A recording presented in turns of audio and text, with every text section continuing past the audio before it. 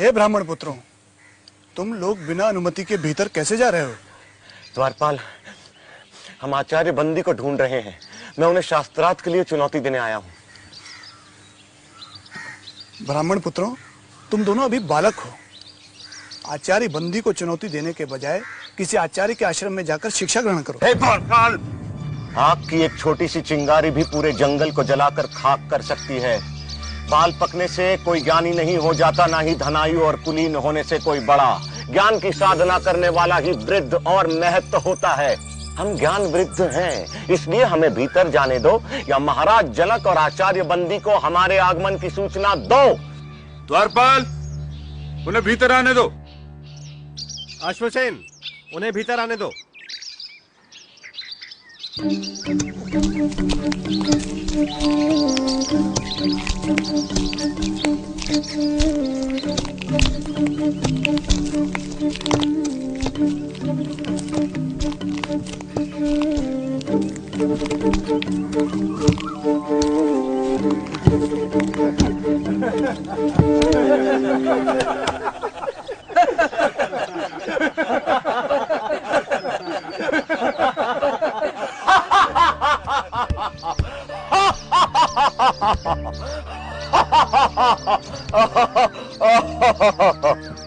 ब्राह्मण देवता, आप सभा को देखकर इस तरह क्यों हंस रहे हैं? महाराज, मैं तो ये सोचकर यहाँ आया था कि जनक की सभा में आकर इन विद्वानों के बीच मैं आचार्य बंदी को शास्त्रार्थ के लिए चुनौती दूंगा, लेकिन यहाँ आकर मुझे लगा कि ये तो मूर्खों की सभा है। राजन, मैंने अपने हंसने का कारण तो बता दिया। अब आप अपने मूर्ख विद्वानों से पूछे कि वे किस पर हंसे। मुझ पर या उस कुम्हार पर जिसने मुझे बनाया? पूछो किस पर हंसे ये सब।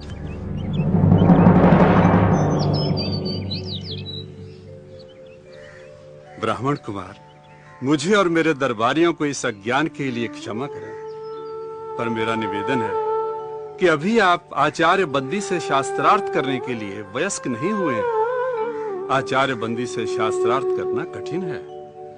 उनसे शास्त्रार्थ में हारने वाले को जल समाधि लेनी पड़ती है। इसलिए अभी आप और विद्या अध्ययन करें।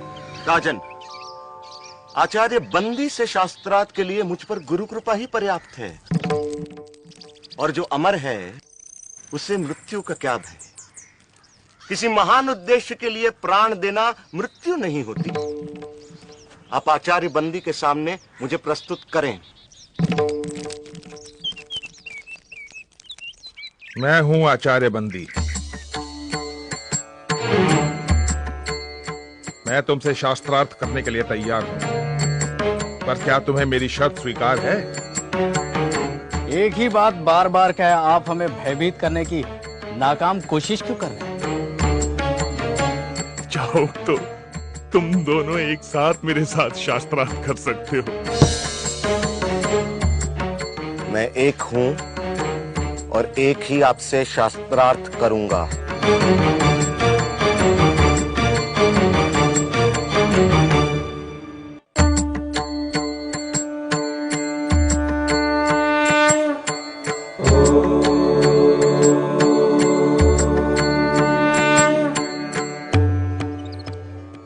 प्रपंच क्या है? जो कुछ दिखाई देता है, जो कुछ, वह प्रपंच है। जो दिखाई देता है का तात्पर्य क्या है? जो दृष्टिगोचर है, मन और इंद्रियों का विषय है, जिसे मैं स्वयं जानता हूं, वही दृश्य है। जो दृष्टा है उसे कौन जानता है? स्वयं को कौन देखता है? उस स्वयं, उस आत्म को देखने के लिए किसी की सहायता की जरूरत नहीं पड़ती। जैसे सूर्य को प्रकाश के लिए दिए की जरूरत नहीं पड़ती, वह स्वयं प्रकाशमान है। यह संसार कहां से और कैसे आया? यह सृष्टि उससे और सिर्फ उससे आई। वह कौन है?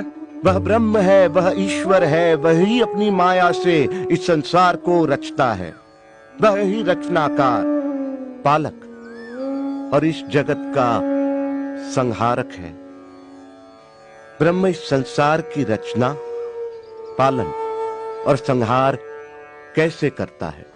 जिस प्रकार मकड़ी अपने जाल की रचना करती है, उसी में विचरण करती है और फिर उसी को निगल जाती है, उसी प्रकार ईश्वर संसार की रचना, पालन और संहार करता है। जीव क्या है? जीव आत्मा है। वह निर्विकार स्वयं है, परंतु अविद्या के प्रभाव में आकर वह स्वयं को मन और शरीर समझ बैठता है। इसीलिए वह इस संसार का अनुभव करता है। अविद्या क्या है? अनात्मा को आत्मा समझना, निर्विकार को विकार युक्त समझना और इस संसार को ही सच समझना अविद्या है। तो विद्या क्या है? आत्म का ज्ञान विद्या है। सा विद्या या विमुक्त है वह जो हमें सारे दुखों, पीड़ाओं, बंधनों, अज्ञान, प्रतियोगिताओं, भ्रम और भ्रामक कल्पनाओं से मुक्ति दिलाए, वह विद्या है। जो हमें द्वैत के भाव से, हम दो हैं के विचार से, अलगाव के विचार से, तुम और मैं के भेद से मुक्ति दिलाए, वह विद्या है। विद्या दृष्टि देती है जिससे मनुष्य अपने ब्रह्म रूप को पहचान सके। साधो साधो साधो। ब्रह्म को जानने की प्रक्रिया क्या है?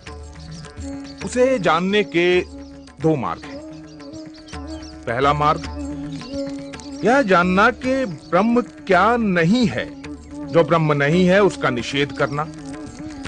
सब नाम, रूप, गुण, सदोष और परिवर्तनशील वस्तु का निषेध कर निर्विकार को जानना। दूसरा मार्ग सत्य जैसा है उसे वैसा ही पहचानना। वह अस्तित्व रूप है, उसके बिना संसार का अस्तित्व ही नहीं है। वह ब्रह्म ही था, वह ब्रह्म ही है, इसलिए मैं ब्रह्म हूं, तुम ब्रह्म हो, हम सब ब्रह्म ही हैं, इसलिए सारा संसार ब्रह्म है। साधो साधो साधो। ब्रह्म को कैसे जाना जा सकता है? ब्रह्म को सही सामाजिक व्यवहार, आध्यात्मिक चिंतन, ध्यान पूर्वक सुनने, नित्य अनुभवों पर विचार करने और निष्कर्षों पर मनन करने तथा समाधि में जाकर जाना जा सकता है। ब्रह्म ज्ञानी के लक्षण क्या हैं? यदि कोई दावा करता है कि उसने ब्रह्म को जान लिया है तो वो ब्रह्म को नहीं जानता। ब्रह्म को जानने के साथ ही ब्रह्म को जानने का अहंकार मिट जाता है। क्या उसे तर्क से जाना जा सकता है? नहीं, परंतु तर्क सहायक हो सकता है। क्या उसे प्रार्थना और भक्ति से जाना जा सकता है? नहीं, किंतु प्रार्थना और भक्ति सहायक हो सकती है। क्या उसे योग व मनन से जाना जा सकता है? नहीं, परंतु योग व मनन सहायक हो सकते हैं। शास्त्रार्थ का अंत होता दिखाई नहीं दे रहा था।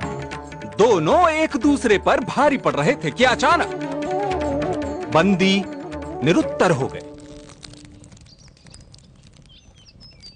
आचार्य, उत्तर दें।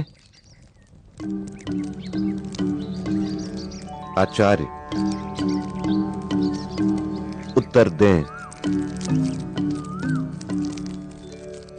अष्टावक्र की जय। अष्टावक्र की जय।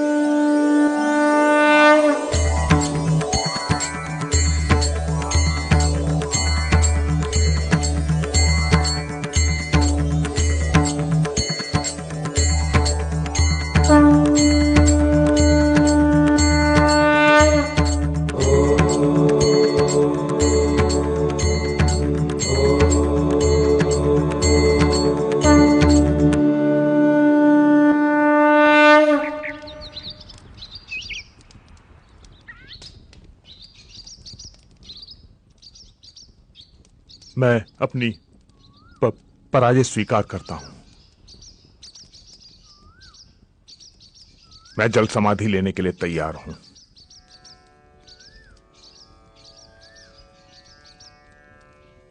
मैं आपको जल समाधि देने नहीं आया हूं आचार्य बंदी। याद होगा आप सबको कि आचार्य बंदी के अभिमान के कारण और इस प्रथा के कारण कितने निर्दोष विद्वानों की जान गई। आचार्य बंदी, याद करें आचार्य काहोड को। मैं उसी आचार्य काहोड का पुत्र हूं।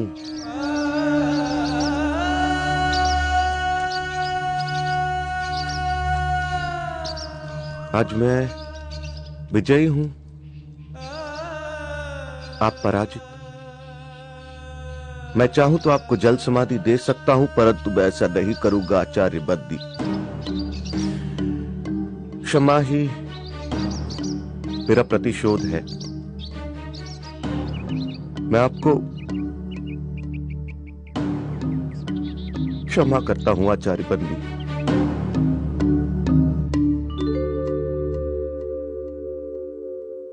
प्राण लेने से भी बड़ा दंड तुमने मुझे दिया बाल ज्ञानी। मुझसे पाप हुआ है, पाप हुआ है मुझसे पाप। पश्चाताप की आग से बड़ी कोई आग नहीं आचार्य बंदी। हर दिन इस आग में जला पवित्र हो, यही आपका प्रायश्चित होगा। शास्त्र को शस्त्र न बनाओ।